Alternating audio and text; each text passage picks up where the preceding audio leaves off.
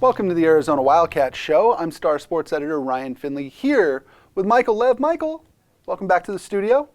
Thanks, Ryan. It's nice to not be covering football practice for a change. Well, let's talk about the 2016 season. That is why we are here. The Arizona Wildcats kick off Saturday night, 7:30, BYU, Glendale, the whole 9 yards. I don't know a whole lot about what to expect. Do you? Well, I think that we know that Arizona's offense is going to be good, no matter who the quarterback is. Because it's always good. It's always good. It's always good under Rich Rod. He knows how to coach offense. Even though as we're taping this, we do not know the identity of the starting quarterback, I don't think it matters that much. It's not a problem. Right. Either way, if they go with Anu or if they go with Brandon Dawkins, they're going to be able to run the same stuff. I think they're going to be able to run the ball very well. They've got plenty of weapons at receiver. I think the offensive line is going to be really good. And the question mark, of course, is how good is the defense going to be? How much better is it going to be than last year? Right. Because last year, going back to last year, when it came to quarterbacks, if Anu Solomon got hurt, what Arizona then could do on the field was very different with Gerard Randall. Very, very different. This year, these two guys are far more alike than they are different, I think. For sure. Gerard Randall was pretty much a one-dimensional player. Yes. He was a runner. He was not a great passer, aside from that one magical completion against Utah.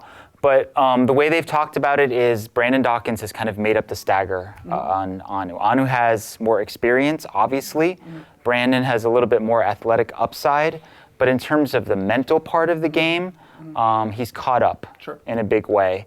And as a result, they don't have to call different plays. Right. They can run their full offense. With both guys. Which is very advantageous, and it's part of the reason that Rich Rod has extended this competition so long is that he doesn't really have to make that call maybe until the last second. He's able to split reps, and they don't have to alter the game plan in a big way depending on who the starter is. That's a really good point. Let's talk about running back real quick. It's kind of like quarterback to me in that the guys may not be identical in terms of body type, but what you can do with them, you could pretty much throw the whole playbook at Orlando Bradford and at Nick Wilson and expect similar results. Oh, absolutely. Yeah. They feel very confident in Orlando Bradford that he can basically do the exact same things that Nick Wilson can. There's really no drop-off whatsoever when they go from one to the other. And I think that's a great situation to be in. We all saw Nick Wilson, he got worn down last year. He got hurt, banged up, really pretty much unavailable the entire second half of the season.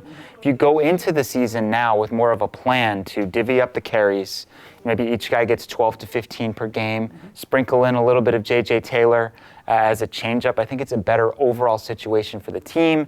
It's better for Nick Wilson in terms of staying healthy. I think it'll just lead to an overall more productive running attack. You love J.J. Taylor.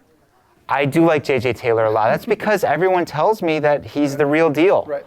When the fellow running backs are telling me there's nothing he can't do, he has the best feet on the team. These are guys who are competing with him for playing time, who are praising him and saying that he's got sort of star qualities.